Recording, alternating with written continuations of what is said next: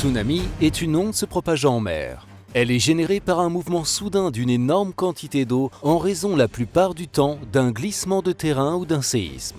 Le tsunami, aussi appelé raz-de-marée, diffère des tempêtes.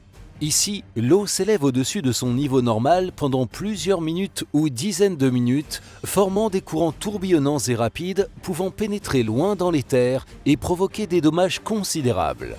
La Méditerranée peut être le théâtre de forts tremblements de terre tsunamigènes survenant au large des côtes françaises, italiennes et maghrébines. Le dernier tsunami ayant affecté les côtes françaises s'est produit en 2003 lors du séisme de Boumerdès affectant Alger et ses alentours. Il a atteint les côtes du Var et des Alpes-Maritimes 1 heure plus tard, causant des dommages très limités. Embarcations coulées ou échouées, amarres rompues. En revanche, le tsunami provoqué par un glissement sous-marin à Nice en 1979 tua pour sa part 11 personnes et fut ressenti sur plusieurs dizaines de kilomètres.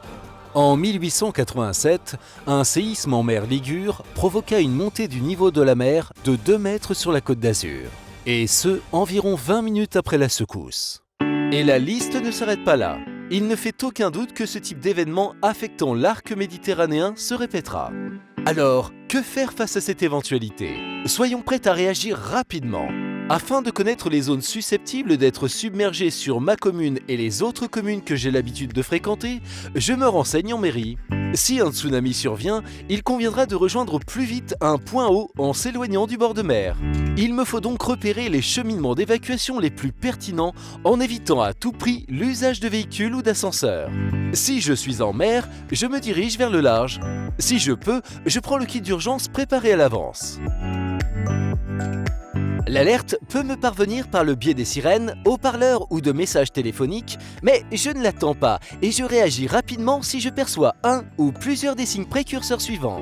Un séisme puissant ou prolongé, une variation anormale du niveau de la mer, un bruit sourd et inhabituel.